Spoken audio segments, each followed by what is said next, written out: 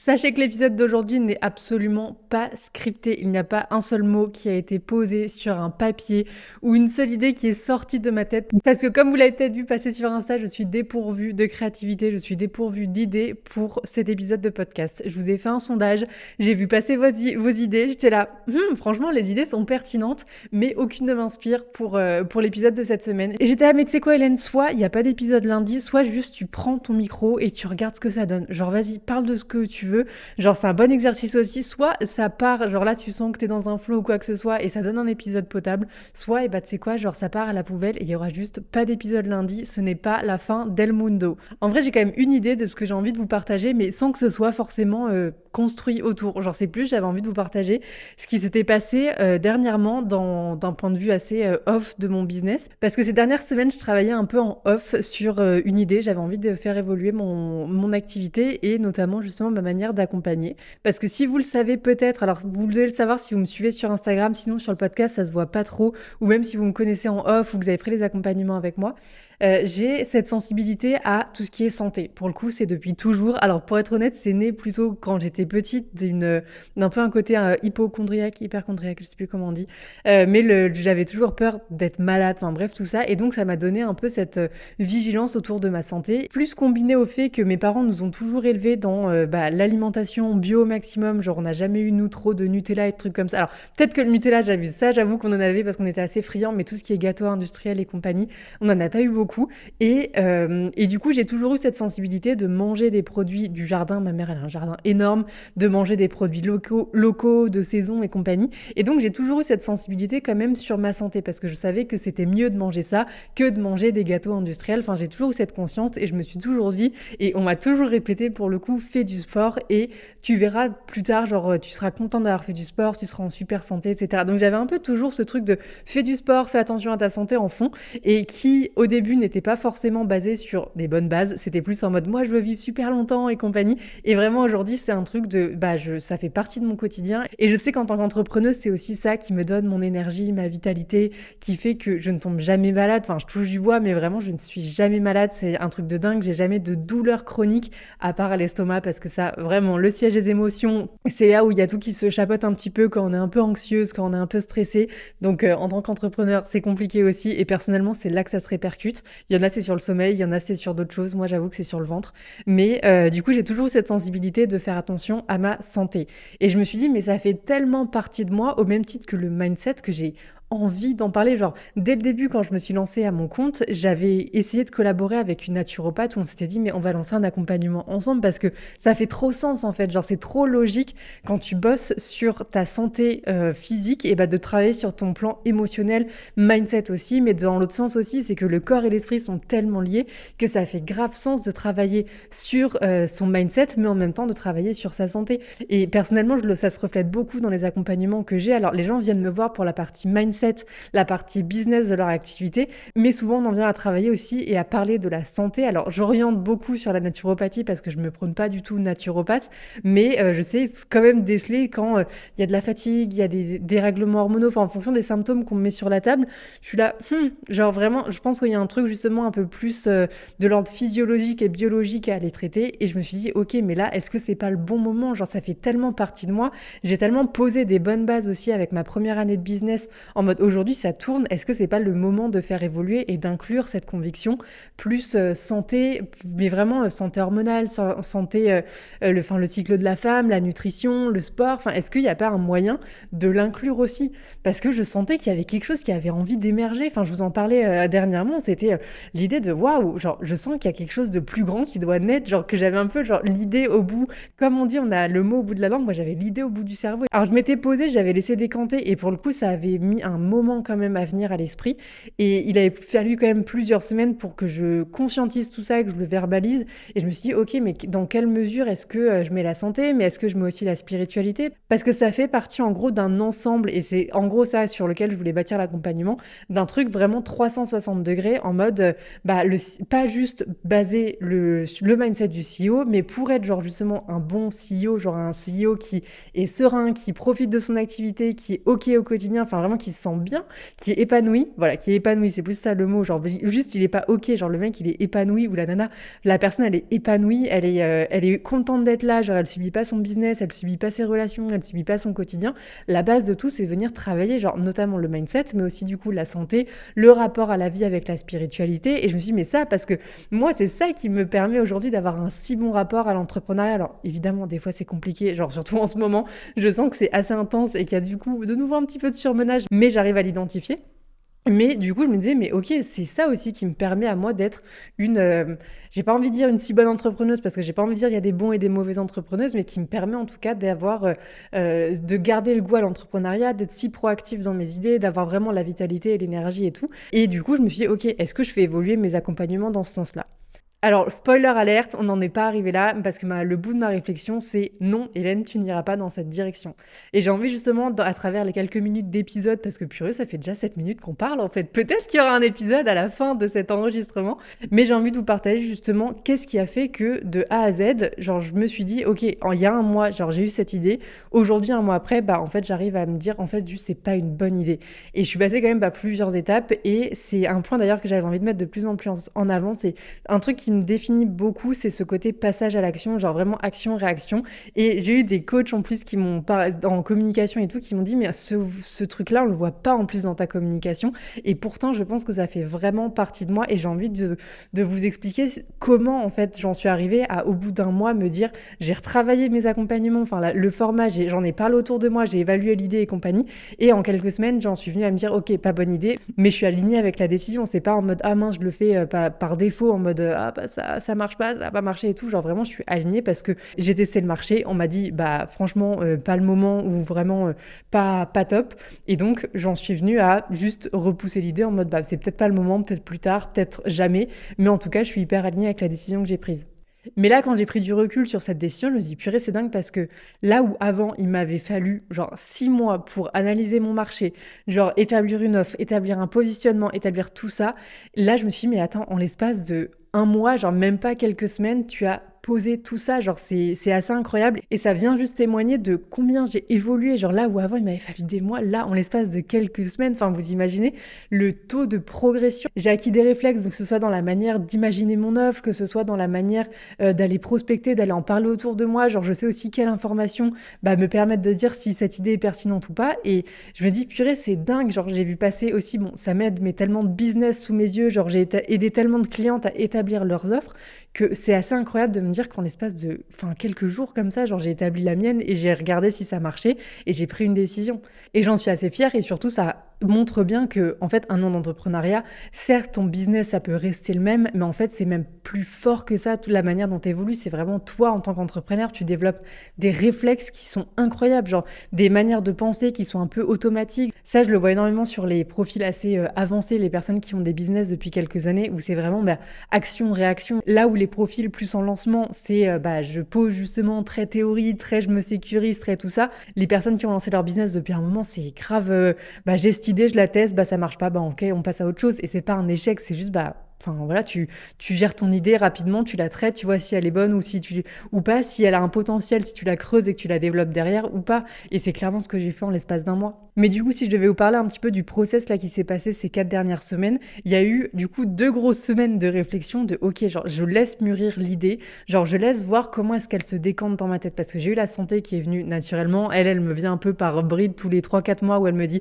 tiens si on faisait quelque chose avec la santé et donc là elle était revenue, c'était venu naturellement, mais c'était aussi une période où du coup je reprenais beaucoup tout ce qui était spiritualité, je sentais que c'était présent dans mon quotidien et en plus c'est le moment où j'avais sorti l'épisode sur garder la foi, donc vraiment j'ai été dans la spiritualité et c'est pour ça aussi que c'est naturellement venu. Donc faut être conscient quand même qu'il y a toujours le contexte de ce qu'on vit qui vient biaiser notre manière de voir les choses et c'est pour ça que prendre du recul quand même quand on a des idées, nous qui avons des idées genre 50 idées à la seconde, de prendre du recul et de se dire ok genre je laisse quand même décanter pendant 3-4 jours, voire une semaine pour voir ce que ça donne, c'est quand même nécessaire parce que souvent on peut se lancer corps et âme dans un projet, genre de mettre énormément de notre temps, de notre énergie, de pouvoir passer des soirées limite de tirer un trait sur certaines demandes de clients, sur certains autres aspects un peu prioritaires sur notre communication, sur notre stratégie et tout, pour au final que ce soit un truc un peu dans le vent. Donc c'est jamais dans le vent parce qu'on en retire des choses, mais c'est vrai que ça optimise peut-être pas notre temps et notre énergie à ce moment-là, c'est peut-être pas là qu'il fallait le mettre. Du coup, j'ai quand même laissé décanter, surtout que j'arrivais pas à mettre le doigt sur ce que je voulais en faire. Enfin, j'avais cette idée de, ok, il y a besoin d'évoluer. Je pense que c'était surtout moi, en tant que personne qui avait besoin d'évoluer, qui est en train d'évoluer, mais du coup, je me disais, ok, il y a peut-être un truc aussi en termes d'accompagnement. Et du coup, j'ai laissé décanter histoire de voir qu'est-ce qui venait. Pour ça, beaucoup forcément de moments d'introspection, beaucoup de moments de juste, je laisse mon cerveau travailler. Alors moi, mon truc, c'est le puzzle à ce moment-là. Je me pose, je fais un puzzle, même je fais du coloriage, c'est là aussi où il y a beaucoup de choses qui décantent, mais je laisse venir en gros les idées, je me laisse des temps vraiment où je vais marcher en nature, mais sans écouteurs, sans podcast, pour que les idées, justement, elles viennent. Et vraiment, ce que je vois à ce moment-là, c'est comme si mon cerveau, genre, il y avait toutes les idées, c'était un brouillard, un brouhaha, genre un amas de plein de trucs, et elles vont commencer à se mettre à droite à gauche dans des cases, et c'est là où justement ça va faire quelque chose qui est beaucoup plus ordonné. Et donc après ces quelques jours, semaines, 2 semaines de réflexion, j'en suis venue à justement y voir plus clair et à me dire ok, en fait, genre l'accompagnement 360 du CEO comme je pourrais avoir envie de mettre en place, ok, là ça me parle, genre justement je cherchais une casquette qui allait, ou en tout cas un écosystème, un univers qui allait rassembler tout ça, et je me suis dit bah ok, en fait genre avoir justement la casquette CEO à 360 avec la spiritualité, le business, la restructuration business et la santé, et bah justement ça me parle beaucoup. Genre je vois un truc qui relie tout ça et ça commence à prendre forme. Moi, je savais pertinemment que j'avais pas du tout envie de prendre en charge la casquette naturo, la casquette spiritualité, parce que, enfin, juste, c'est pas mes zones de compétences, quoi. Moi, je suis formée au mindset, je suis formée au coaching business, mais je vais pas aller prétendre être naturo et tout. Donc, je me disais, ok, je vais travailler avec des prestats. Je savais que ce que je voulais, c'était quand même maintenir la structure autour du mindset, mais avoir du coup des prestats un peu, genre 2 séances de naturo ou une séance de human design. Enfin, bref, j'avais imaginé mon truc, j'avais imaginé le format, et ça, en l'espace de 2 heures, quoi. Je pense que c'était assez clair dans mon esprit. Et arrive ensuite l'étape de, ok, aller se confronter au marché, voir ce que ça donne. Genre, est-ce que potentiellement c'est viable? Est-ce que le marché pourrait être réceptif? Est-ce qu'il y a un marché tout court? Et donc, j'ai la chance quand même que ça reste un marché qui soit assez similaire à ce que aujourd'hui je fais. Donc, en gros, c'est pas comme si j'allais aller chercher des personnes qui n'ont absolument rien à voir avec ce que je fais. Donc, juste simplement, j'en ai parlé autour de moi. Alors, pas forcément à mes clients que j'ai actuellement, mais des fois, alors peut-être des fois mes coachés, mais des fois juste d'autres personnes. Et en fait, ce qui est fou, c'est que tout le monde disait purée, en soi, sur le papier, l'idée, elle est vraiment pas déconnante, genre elle tient la route. Mais par contre, du coup, les personnes avec qui j'ai changé, qui pouvaient être, selon moi, mes potentiels prospects, me disaient, bah, tu vois, en fait, moi, j'irai pas. Genre, pourquoi? C'est difficile à dire. Il y avait des idées de, bah, tu vois, ça fait un peu fourre-tout. Et j'ai envie c'est un peu la conclusion de ça, mais ça fait un peu fourre-tout parce que on se dit, mais attends, la nana, est-ce qu'elle est réputée pour être coach? Est-ce qu'elle est naturo? Genre, dans quelle mesure est-ce qu'elle est légitime et est-ce qu'elle est crédible pour pouvoir parler de naturopathie, de spiritualité, de trucs comme ça sur sa chaîne? Genre, bizarre, en fait. Est-ce qu'elle parle de naturo? Est-ce qu'elle parle coaching? Genre, en fait, on comprend pas. En fait, on comprend pas ce que tu fais. Genre, peut-être que sur le papier, après, on voit que c'est hyper pertinent et tout, mais déjà, sur le papier, on comprend pas trop ce que c'est. Et ça, c'est souvent un des problèmes qu'on peut rencontrer quand on s'intéresse justement à plein de choses. Enfin, je vois, genre, j'ai plein de copines qui ont commencé naturo, qui sont formées au human design, qui ont fait ci, qui ont fait ça. En fait, on a tellement de connaissances et de compétences, genre, on est intéressé par tellement de choses qu'on va se former sur plein de choses. Mais le problème, c'est qu'en face, le prospect ne comprend pas ce qu'on fait, du coup. Genre, d'un point de vue extérieur, c'est comme si on se disait, mais attends, la nana, du coup, elle est moyenne dans tout. Genre, c'est comme si elle était à 50% dans tout, parce que vu qu'elle n'a pas développé un sujet à 200%, vu que bah, elle est passée sur ce sujet-là, puis elle est passée sur un autre, puis elle est passée sur un autre, en fait, elle n'est pas experte dans un domaine en particulier, genre sur un sujet particulier. Donc, est-ce que j'ai envie d'aller voir quelqu'un qui est moyenne un peu partout? Bah pas forcément. Et c'est souvent l'erreur un peu qu'on fait et que moi je m'apprêtais à faire, c'est de vouloir mettre toutes nos compétences dans une seule offre. Alors qu'il faut comprendre que tout n'est pas à mettre sur la table dans une seule offre. Il y a des choses que vous devez garder pour vous, qui vont vous servir dans votre offre actuelle parce que ça vous a aidé à développer peut-être une réflexion, une manière d'analyser les choses, une nouvelle perspective qui peut être intéressante, mais c'est pas pour autant qu'il faut l'inclure dans votre offre actuelle. Parce que là où vous vous dites, bah, ça va parler à encore plus de gens, bah, en fait, ça peut faire l'effet complètement inverse où les gens vont se dire, mais je ne comprends pas ce qu'elle fait. Genre, c'est hyper, ça a l'air un peu fouillis ce qu'elle me propose. Parce que gardez en tête que les gens, souvent, ils vont vous associer à une seule casquette. Au même titre qu'on va dire, ah bah Hélène, elle est coach mindset, on va dire, bah cette personne-là, elle est naturopathe, cette personne-là, elle fait ça, cette personne-là, elle fait ça. Mais quand on a trop de casquettes, du coup, les gens, ils sont, bah je sais pas, genre je sais pas trop ce qu'elle est, je peux aller la voir pour plein de problématiques, mais du coup, est-ce qu'elle va m'aider à résoudre une problématique en particulier? Bah je sais pas. Et donc, c'est un peu ça qu'on m'avait dit, c'est, bah je pense que toi, j'irai te voir parce que je sais que tu veux faire du mindset, enfin, tu sais que je sais que tu peux m'aider sur mon business, mais par contre, genre, je préférais prendre un accompagnement en parallèle, même si ça me revient plus cher, mais avec quelqu'un qui est naturopathe et compagnie, parce que ça me paraît plus pertinent. Genre, je vois plus la valeur, je me dis plus, bah, la personne, elle est experte dans ce qu'elle fait. La santé et le business, ça reste deux choses qui sont très différentes.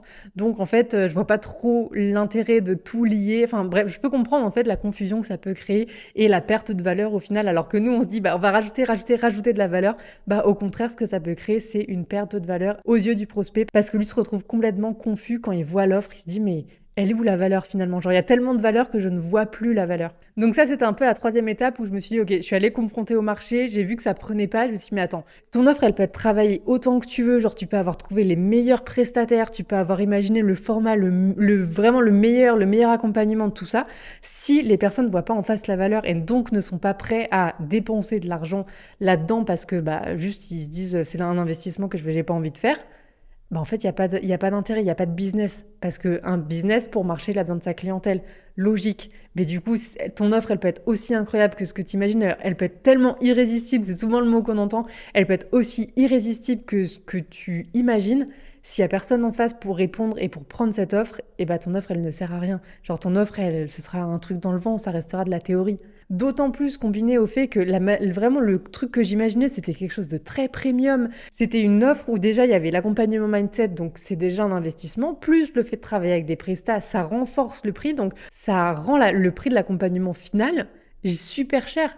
Il y a vraiment peu de gens qui sont prêts à faire cet investissement. Donc si c'est pour en plus aller galérer à chercher des clients, en fait, il est où le kiff? À quoi ça sert de sortir une offre que tu vas galérer à vendre, que tu vas galérer à mettre en avant, où tu vas pas trouver de clients et qui finalement va plus t'épuiser qu'autre chose parce que simplement s'il n'y a pas de marché, il n'y a pas de marché. Donc ça, c'était au bout de 3 semaines, j'en suis venue à cette partie de ma réflexion et je continuais, genre j'étais grave frustrée parce que j'avais d'un côté mon cerveau, genre mon intuition qui me disait mais Hélène, genre va dans cette direction, c'est trop bien, et de l'autre côté, j'avais le marché qui clairement me disait mais Hélène, genre ça marche pas ton truc, genre les personnes, les principales concernées, genre le profil idéal pour les clients idéaux pour cet accompagnement-là, ils ne sont pas du tout réceptifs, enfin ça marche pas. Et donc juste j'ai laissé en stand-by pendant quelques jours, encore une fois, enfin franchement, il n'y a pas mieux que de mettre les choses en pause pour justement prendre du recul et voir comment ça décante. Et je me suis juste dit, ok, je vois comment ça décante, vois comment ton chemin de pensée évolue, vois comment ton avis sur la situation évolue, et regarde juste ce qui arrive. Et tu refais le point d'ici 3-4 jours et tu vois comment ça a évolué. Et au fur et à mesure, je pense que la vie m'a envoyé un petit peu des signes parce que j'ai eu des personnes qui sont venues me dire, bah tu vois, genre là, la personne, elle est hyper experte dans son domaine, et c'est parce qu'elle maîtrise autant son sujet qu'elle s'est retrouvée à faire des masterclass, à faire des conférences, à être reconnue par les gens pour ça.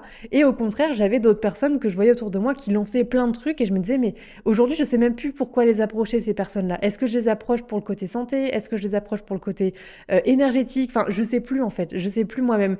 Et tout ça combiné, c'est juste venu m'aider à forger mon avis et à prendre ma décision finale sur cette idée d'accompagnement où je me suis dit, en fait, moi qui ai envie de faire des conférences, de faire des masterclass et d'être dans des programmes, des trucs comme ça, bah en fait, c'est pas en m'éparpillant et en mettant genre toutes mes compétences dans un même panier, en faisant un bon bordel et on verra ce que ça donne, que ça va payer. Parce que au contraire, bah, encore une fois, le message il va être hyper confus et on va jamais démarcher en plus quelqu'un qui a un message hyper confus. Parce que au contraire, c'est quand on arrive sur un profil, on se dit ah bah purée, cette nana, ça se trouve en fait elle est experte en vente, elle est experte en mindset, bah génial, parce qu'on cherche justement ce genre de profil pour aller faire des conférences, pour intervenir dans une masterclass, pour parler de son sujet dans une certaine formation. Et c'est là qu'on va te choisir. Mais si on arrive sur ton profil et qu'on se dit, mais attends, qu'est-ce qu'elle fait la personne? Genre, est-ce qu'elle fait naturo? Est-ce qu'elle fait de la santé? Est-ce qu'elle fait du business? Est-ce qu'elle fait de la spiritualité?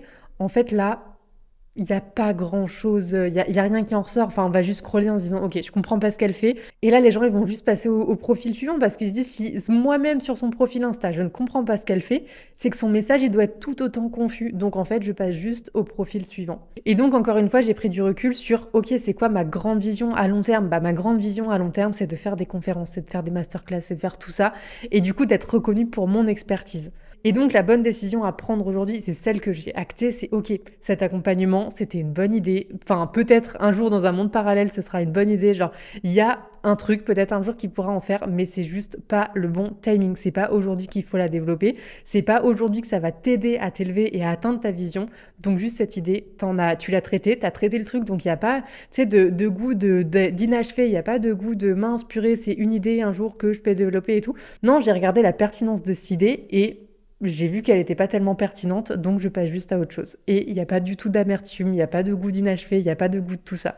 Je me dis, si un jour cette idée d'accompagnement doit venir sur la table, genre si un jour elle doit être développée et il y a vraiment un accompagnement qui doit en découler, je pense que la vie me mettra les opportunités sur mon chemin, les personnes sur mon chemin qui me permettront de développer cette idée que j'ai eue, mais à l'heure actuelle, je pense que c'est simplement pas le bon moment et je pense que c'est ça aussi un peu la morale de toute cette histoire, de toute cette fable que je vous raconte depuis une demi-heure, c'est de se dire qu'il y a des fois des idées qui ne sont pas bonnes pour le moment. Il y a des idées, des fois, elles sont là parce qu'elles te poussent à la réflexion, genre elles te poussent à la stimulation. Moi, ça m'a remis aussi en élan, genre ça m'a redonné un gain de OK, genre ça me drive et tout. J'avais envie de nouveautés et c'était là. Mais certaines idées doivent rester juste au format idée et ne pas aller plus loin parce que elles n'ont pas vocation à aller plus loin ou en tout cas juste pas pour le moment. Et c'est accepter aussi qu'il y ait certaines idées qui aujourd'hui ne marchent pas forcément parce que le marché n'est pas assez conscient ou n'est peut-être pas assez avancé ou n'est peut-être pas assez quoi que ce soit, mais peut-être que là en fait tu as eu l'idée qui dans quelques années va marcher, mais actuellement accepte que ce n'est pas la bonne direction, surtout pour t'emmener dans la vision dans laquelle tu as envie d'aller. Alors certes, j'ai rapidement acté ma décision, mais je me suis dit, ok, mais qu'est-ce que j'en fais quand même de tout ça? Tu peux pas me dire que ça fait 3 semaines à moi que je cogite sur cette idée et que ça n'aboutit à rien. Mais avec tout le travail autour de la communication que je suis en train de faire en ce moment, de justement qu'est-ce que je fais de ma chaîne YouTube, comment je fais en sorte de plus mettre en avant le podcast et compagnie, je me suis dit, mais en fait, c'est pas une idée qui est à mettre à la poubelle, c'est juste une idée à masteriser autrement. Genre, faut juste la reconfigurer, la remodeler autrement et je vais en faire autre chose. Et je me suis dit, mais en fait, ça va faire partie intégrante de mon personal branding. J'ai pas envie d'être réputée en mode la nana, elle va m'accompagner sur la naturo. Par contre, c'est ce qui fait ma différenciation. Aujourd'hui, on en parle beaucoup du personal branding parce que on est tous des copies conformes où on a tous à peu près le même métier, ça je vous le dis à chaque épisode. Mais du coup, ce qui nous différencie, c'est notre sensibilité, c'est ce qu'on fait de notre vie, c'est comment justement, à quoi on est sensible, quels sont les messages qu'on porte. Typiquement, là, je vais vous prendre l'exemple politique. Genre, on sait très bien qu'une personne, si on voit qu'elle a des idées complètement contradictoires avec elle, on va pas se lancer dans un coaching ou dans un accompagnement avec elle parce que juste ça matche pas.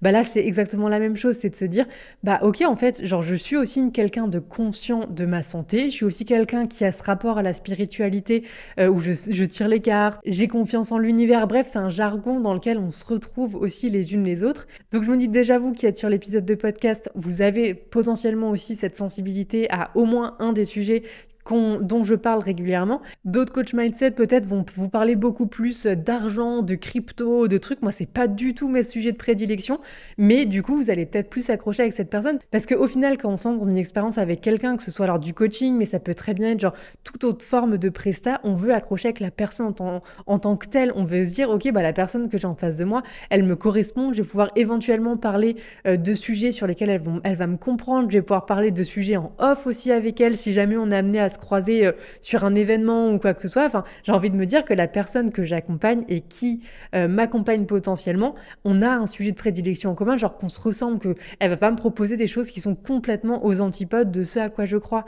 Et donc, c'est en travaillant votre personal branding et en parlant d'autres choses que ce que vous faites en gros, que ça va justement créer cette connexion avec vos clients. Parce que vos clients, ils cherchent certes votre expertise, mais ils cherchent aussi l'humain derrière. Et c'est d'ailleurs un retour qu'on m'a fait dernièrement où j'ai une copine qui m'a dit mais toi tu joues grave les influenceuses sur les réseaux mais pas en mode genre tu fais l'influenceuse genre critique, tu vois, c'était pas quelque chose de négatif, c'est plus bah justement on te voit, on te découvre, on te connaît autrement qu'à travers la sphère du coaching mindset.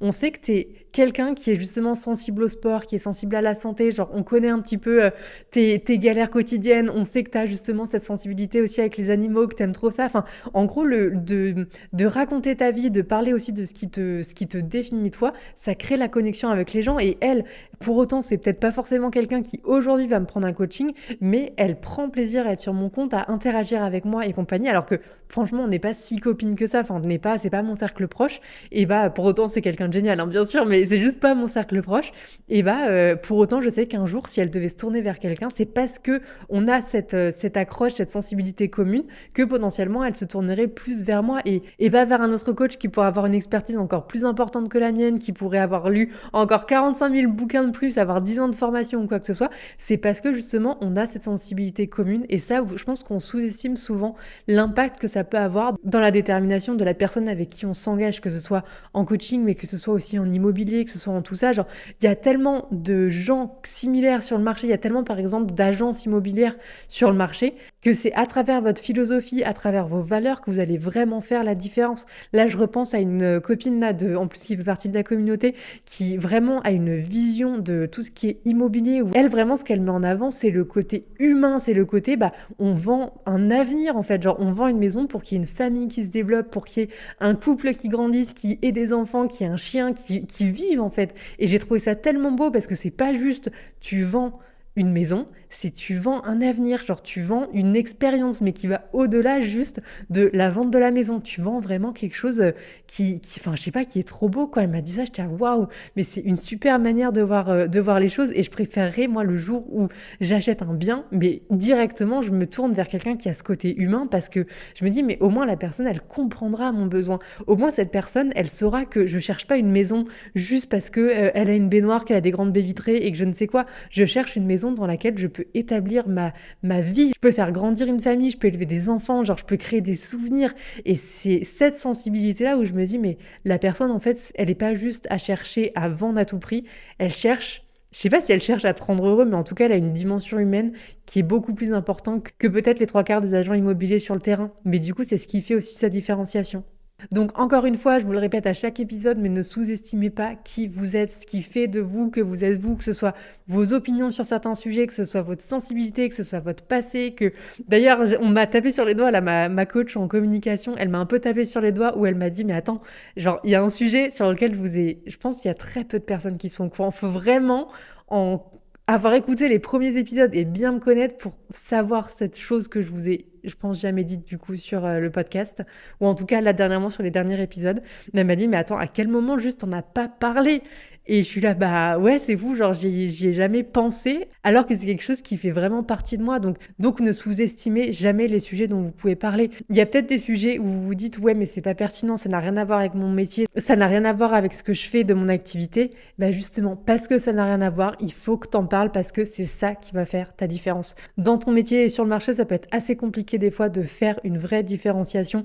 Ça peut être des fois sur des détails. Alors, il y a quelque chose qui va se faire, évidemment, genre on n'est pas tous des clones à 100%, mais ça va être quand même plus sur l'aspect humain qu'il y a une vraie différence qui va se faire, parce que c'est notre sensibilité, c'est nos sujets de prédilection, c'est notre manière de vivre, c'est notre manière de voir la vie, c'est ça qui fait une vraie différence, et c'est ça que personne ne peut copier. Et finalement, je me retrouve à avoir parlé pendant, je pense, 40 minutes, un truc comme ça, à ma caméra. Donc en fait, je pense que je vais vraiment favoriser les épisodes de podcast sans script, parce que du coup, j'ai pas été attachée à un script, donc je me suis pas sentie enfermée, j'ai beaucoup moins bugué, et j'ai pris énormément de plaisir. Vraiment là, ça m'a ravivé. Moi qui d'habitude ai beaucoup de mal, enfin c'est un vrai sujet, hein. D'ailleurs, toutes les personnes qui me connaissent me disent, mais est-ce que tu prends un vrai plaisir sur le podcast? Parce que t'en parles tellement, genre t'en fais tout un pataquès à chaque fois, tu le procrastines tellement, que oui, je prends un malin plaisir à chaque fois, mais parce que, je sais pas, j'appréhende de construire un épisode, j'appréhende de me mettre derrière la caméra, je ne sais pas ce que j'appréhende en fait, mais j'appréhende quelque chose, et du coup j'ai du mal à m'y mettre. Mais là, en fait, de savoir que ça peut être aussi spontané, ça m'enlève un poids, parce que je me dis, mais ça se trouve, le mardi en après-midi, en fait, ça se trouve, je prends juste mon micro, je me pose derrière, je tourne un épisode de podcast, et en l'espace de 1 heure même pas, ça peut être bouclé. Alors que moi, j'en fais tout un pataquès en mode « il faut que je scripte et que je trouve un sujet et que machin ». En fait, je vous ai parlé et le sujet, il est venu tout seul. Les idées, elles ont débité toutes seules. Donc, je pense qu'on a passé un palier, parce que je me disais vraiment, fais un test, tu sors de ta zone de confort, on va voir ce que ça donne. Genre, je vous le disais au début d'épisode, bah là, je pense qu'on a vraiment touché un truc. Et vous voyez, c'est en sortant de sa zone de confort qu'on découvre des choses sur nous-mêmes. Jamais de la vie, en vrai, vraiment, je le dis avec beaucoup de transparence, jamais de la vie, je pensais pouvoir vous tourner un épisode de 40 minutes sans l'avoir scripté avant. Donc je pense qu'on est vraiment en train de passer des paliers là d'un point de vue confiance en soi, d'un point de vue je ne sais quoi, mais ça me fait vraiment du bien. Ça m'enlève vraiment une pression de me dire, ok, en fait, je peux le faire de manière hyper spontanée et de vous donner de la valeur. Parce que je pense que c'est toujours un peu le syndrome de l'imposteur de est-ce que je peux arriver à donner de la valeur de manière spontanée? Bah oui, en fait, 100%. Donc je pense que c'est une belle conclusion pour l'épisode de cette semaine. Soyez spontanés, soyez confiants, sortez de votre zone de confort parce que vous allez vous surprendre vous-même. Parce que vraiment, c'est dans ces moments où on fait des choses qui sortent complètement de notre quotidien, de notre zone de confort, de notre manière de procéder qu'on se surprend le plus et qu'on est le plus fier de nous.